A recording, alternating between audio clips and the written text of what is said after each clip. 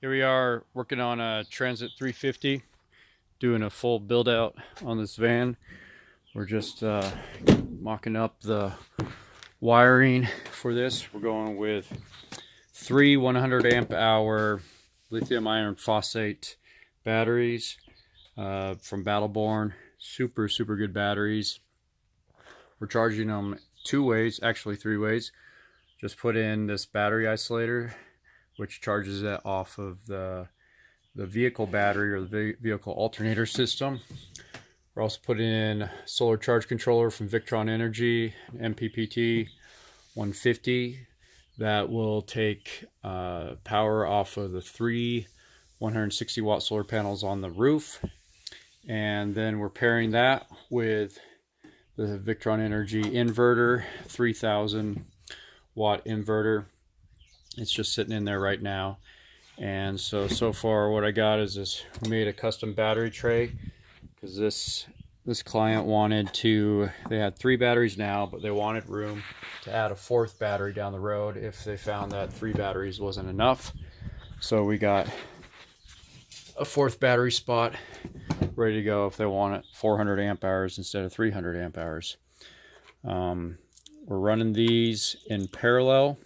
So it's a 12 volt system going to, we're going to fuse everything with multiple fuses, put in a battery disconnect. So this will disconnect everything to the house power, except for the solar charge controller. The solar charge controller will always be hooked up, but this will disconnect everything else. So he'll be able to reach in here, and if he wants to shut off all power to everything, just one flick of the switch, and the batteries are well, that's on. The batteries are disconnected. Right now I don't have it hooked up because I'm wiring, so I don't want power to be going through the circuit system. But it's working out. This is going to be underneath a bench right here. So there'll be easy access with a lift up bench right here. And yeah, that's where we're at with the electrical system. Once we get all that in, then and pull all the wires, then we'll move on to spray foaming the entire van, giving it a really good insulation, and hopefully it'll work out well. We're not putting in an air conditioner in this one. He opted not to do it, so we're trying to do a really good insulation package. So I'll be traveling up north where air conditioning won't be quite as big of an issue.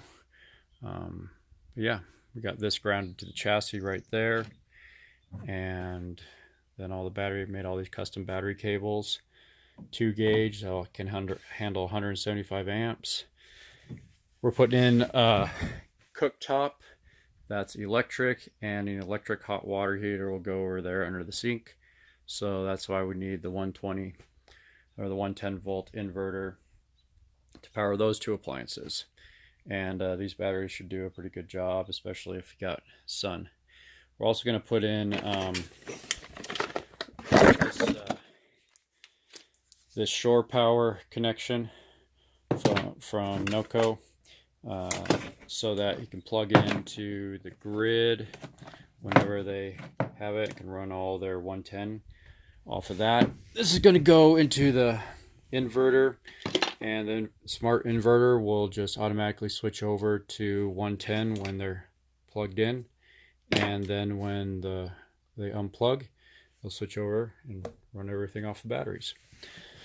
So pretty straightforward standard system.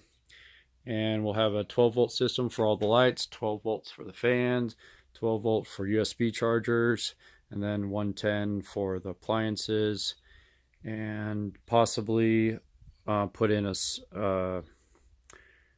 cell booster, which we'll probably just plug it into one of the 110 volts because it's got an AC adapter.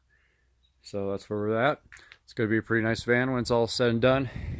I'll be able to travel in it. This is going to be a full-time living van, so they want to have everything that they might want for life on the road, traveling the highways of North America.